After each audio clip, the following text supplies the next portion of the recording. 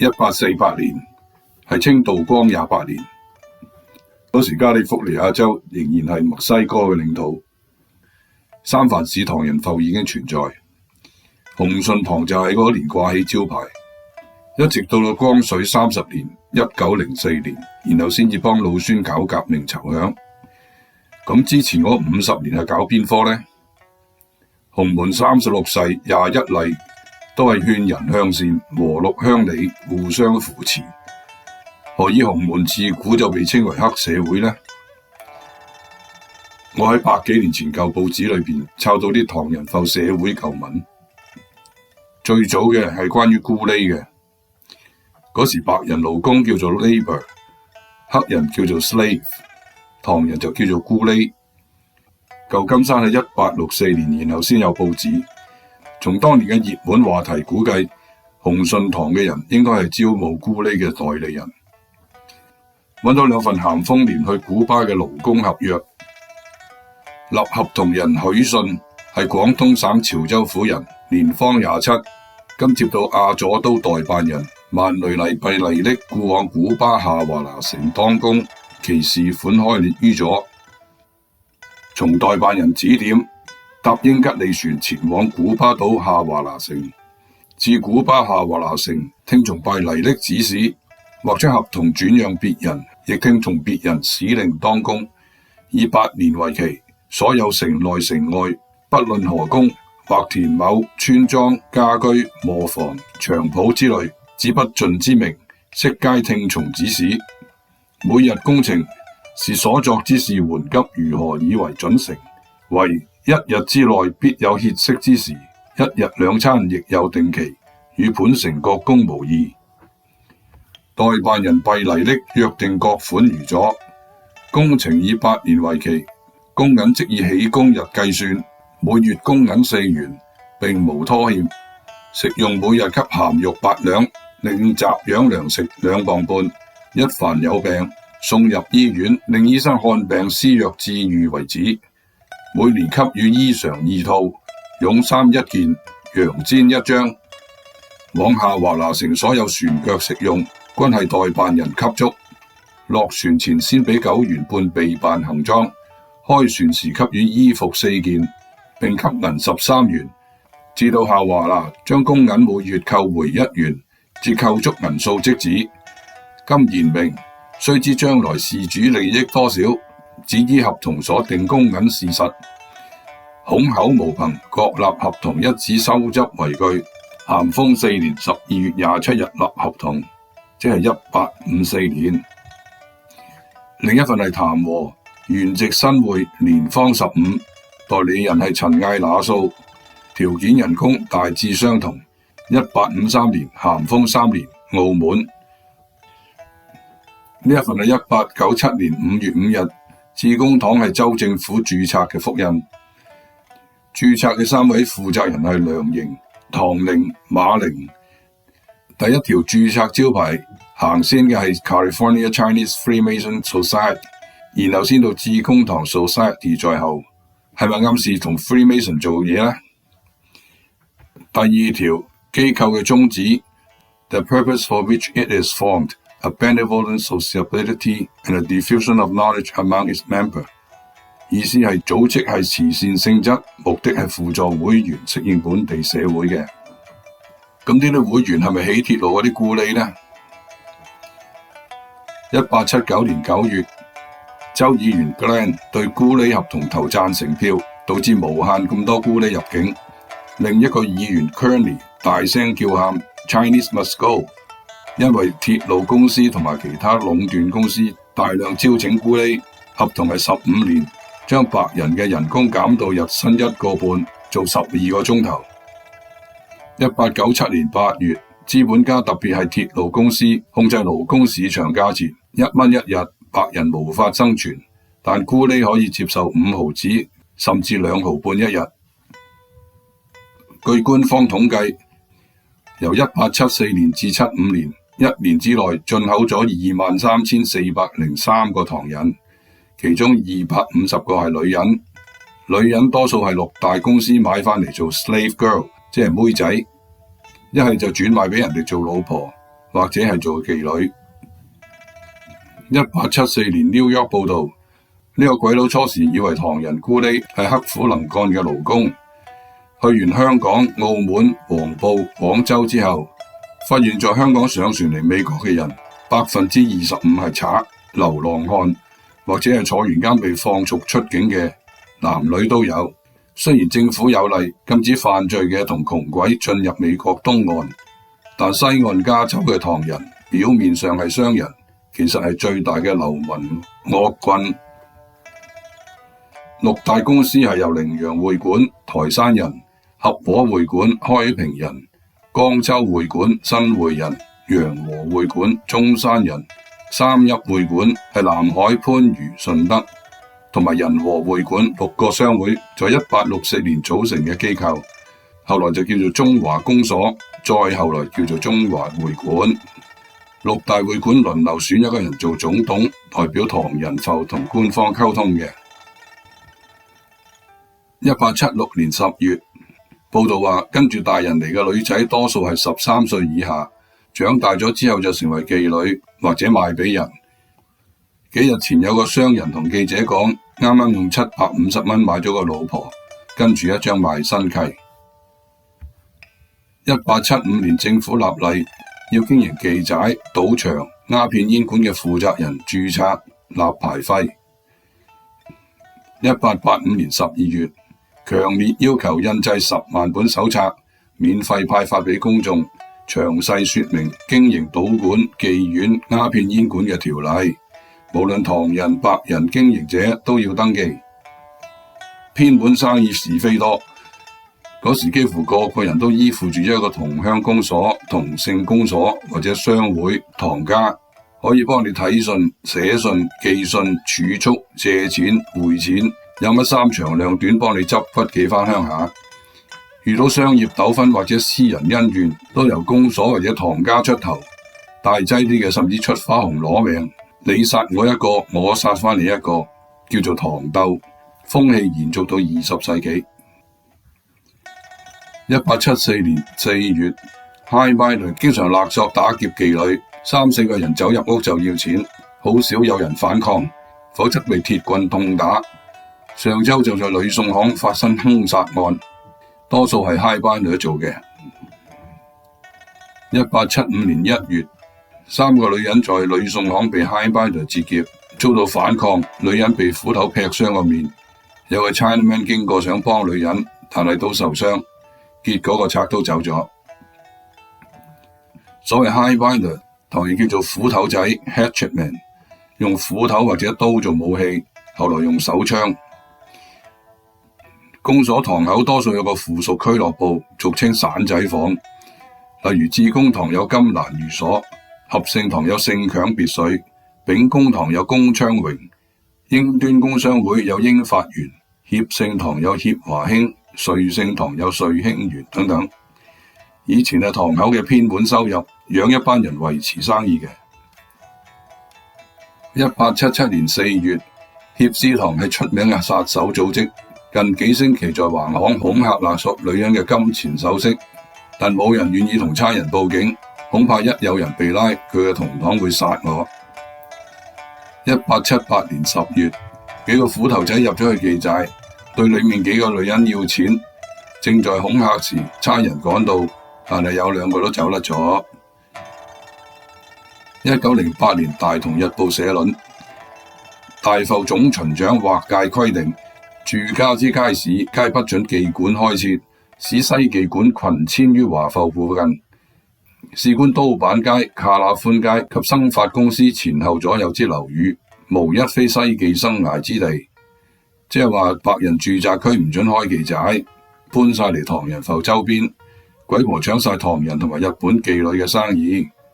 末段寫：自我華埠眼界觀之，則若華人商務全賴此種偏門以維持，使華埠無賭館也，則一切商務皆無起色；使華埠無娼寮也，則西人誰來華埠，則華埠商務亦就衰退。1911年1月，最近秉公堂一個會員嘅老婆走咗佬去夏威夷，證實係周家公所人協助嘅，秉公要周家賠8000，周家回覆話最多俾3500，秉公話咁就打過啦。1915年12月，秉公堂個妹仔陳如妹被殺，拉咗合盛堂嘅方如欽。合盛堂出面話兇手另有其人，要秉公撤除訴訟。合盛呢邊有瑞登、瑞勝兩個堂幫手，而秉公就同新瑞英同盟，會否觸發戰爭，等星期一警察法庭開審先知。洪門黎吉誓，凡屬二嫂二妹，不得強姦調戲及作種種怪亂倫常之事，如有不遵，花風而亡。第35誓，不得拐帶洪門手足妻兒子女出賣，如有不遵，大炮焚屍。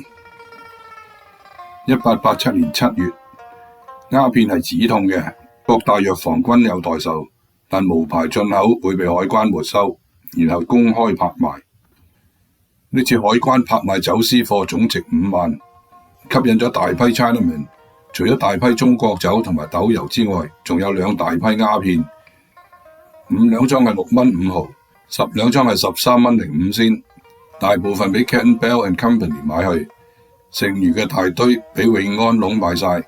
另外8個半一罐10兩裝嘅生鴉片由 S&L Jones 買晒。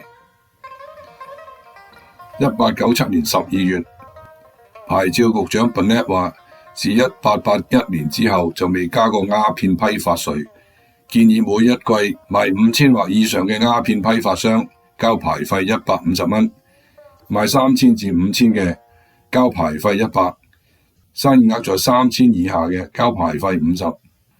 6大公司用400蚊請咗個代表律師 Joe Campbell， 話 Chinese 永遠唔會俾200蚊一季。1887年5月，呢個 WCY 係貨品商標，個一字喺 C 嘅下邊係豆油，個一字喺 Y 嘅下邊係鴉片。KE 又係一字喺個框框上邊係貨，一字喺個框框下邊係鴉片。有多年經驗嘅海關員都冇發覺。1904年9月，清公司登報譴責導遊帶隊去參觀下流架步。呢張相嘅上邊左右兩角有中式嘅燈籠，下邊兩角係香爐，中間係刀仔、煙槍，一條長嘅馬尾辮，充滿神秘、暴力、邪惡。食鴉片嘅暗語叫做雲遊，所以關於鴉片嘅新聞未發現過有暴力血腥事件。洪門有首道友詩話：義兄請我食雲遊，何必將我作對頭？老母花亭曾有話，從今不記舊冤仇。1899年4月，白鴿標風行唐人埠，但警察沙展 Price 唔知係乜嘢，昨晚就叫咗 Examiner 嘅記者喺 Sacramento 街715號同埋 Washington 街613號泰萊廠買咗2張白鴿標。1899年，林溪廠開張告白，啟者本廠在華盛頓街舊宜家樂館位置，準於禮拜6晚開治，每場限底銀1萬元，即係賠盡1萬。所有章程俱照少說堂規條，諸君光顧，請移玉報示可。光緒25年2月吉日，包管人係讀鮑，又叫做揸鮑人，即係財政，係廣同泰至中和。1898年11月，差人冚賭檔，經常破個空，後來先發覺賭館有暗道機關，上邊係 ground floor， 可以好快將啲賭具由暗格倒落去地庫，人就由暗道落下邊幾個出口去隔離屋嘅。1900年12月，市民批評 Sullivan 警長放任賭檔經營，標出唐人埠70間賭檔嘅位置，最密集嘅係 Ross Alley， 有34間。1911年12月，天后廟街116號係由保安堂同埋瑞登堂一齊經營嘅賭檔。星期4晚有幾個職業賭徒入嚟賭翻攤，第一鋪就贏咗2000，準備收錢，莊家話見到有人掟咗粒豆入嚟，唔賠。賭客話係合勝嘅，唔賠就叫堂口嚟收，隨即外邊就俾合聖堂嘅人包住。剛好有差人巡邏經過，人群散去。至午夜，唐人埠特警沙展 Arthur 突擊搜查賭檔，拉咗60個賭緊錢嘅唐人，其中一個有槍。1915年10月，昨晚2時，一個合聖嘅人話瑞聖嘅人呃咗佢一個 nickel， 嗌起上嚟。nickel 係5個仙，初則口角，繼而動武，經旁人勸開，各自返屋企攞槍。差人擔心因為5個仙會形成一場大戰。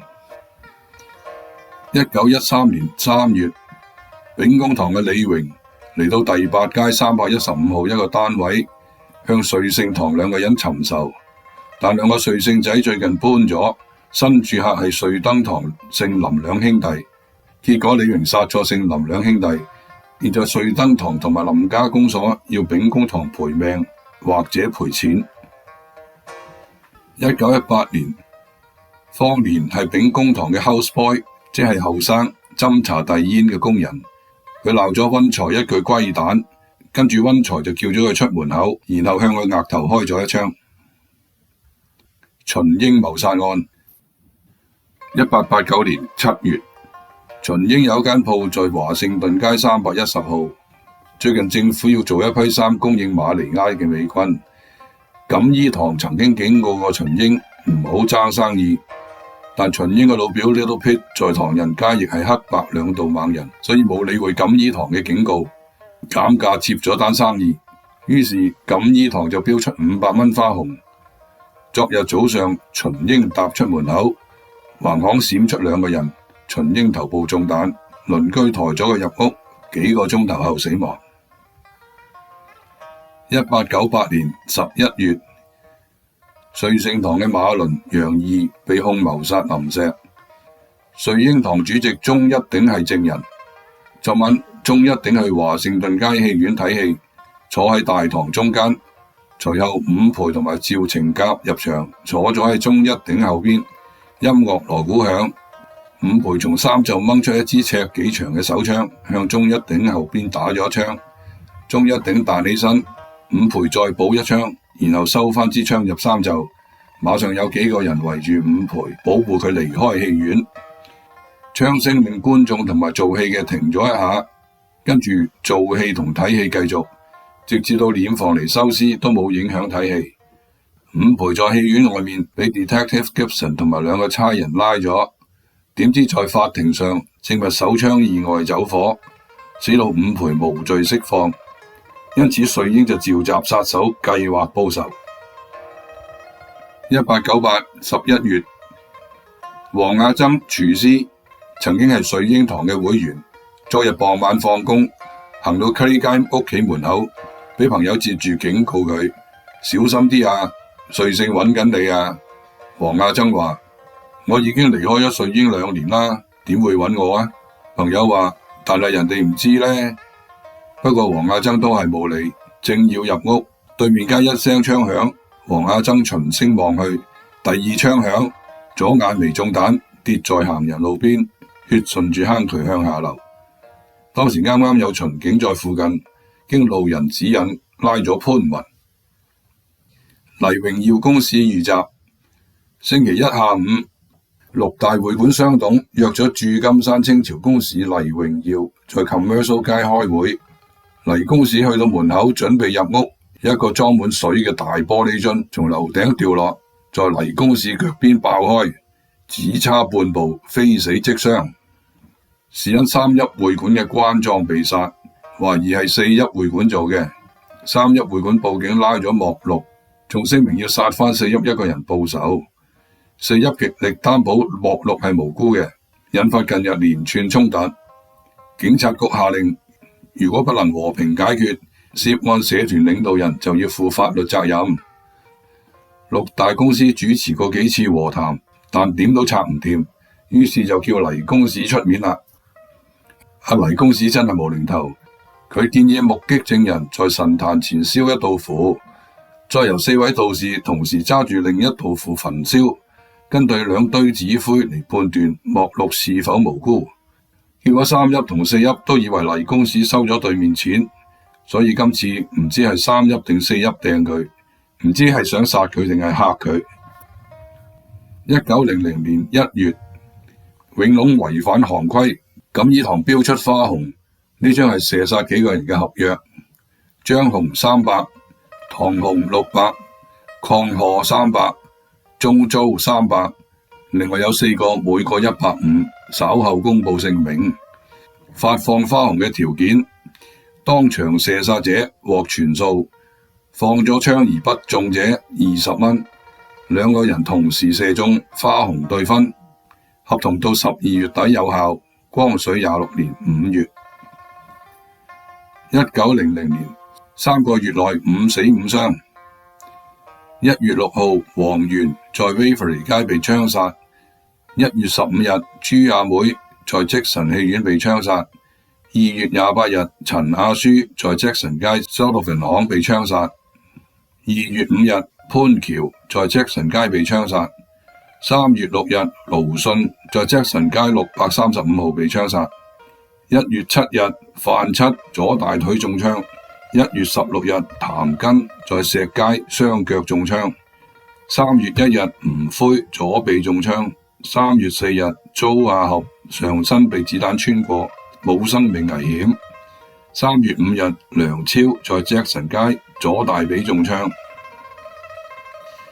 1904年5月，華人英語教育會職員譚益被殺，顏倫被控謀殺。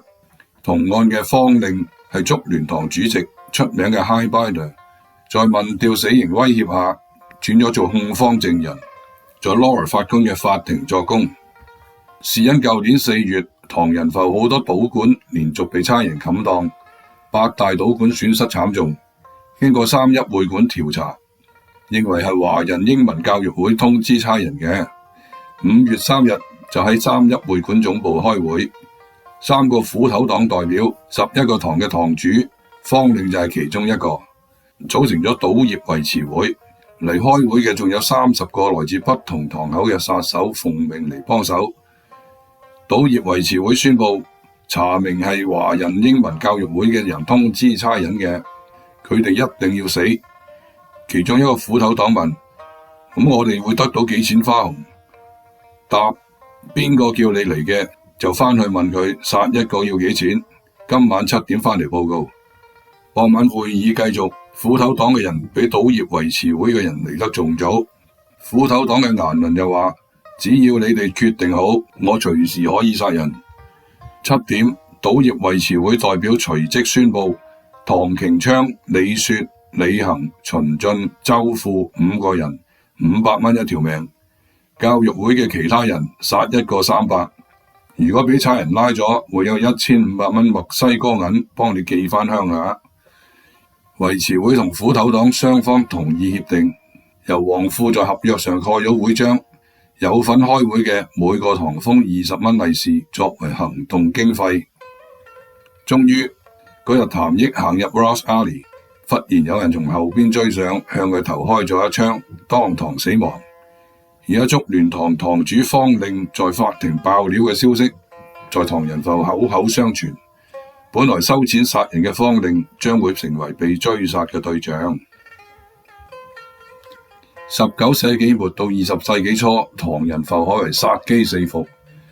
華人英文教育會嘅唐瓊昌就係致公堂嘅人，又係老孫個 friend。而案發時嘅1904年5月，正係老孫上埠嗰年嗰月。試想下，清政府原想10萬殺佢個頭，清公使貼出告示，警告唐人唔可以聽 Dr. 孫逸仙講嘢，加上斧頭仔收錢殺人咁嘅環境底下，如果佢宣文唔係紅棍一支在手中，五早台前路冇風，我而家就冇故講啦。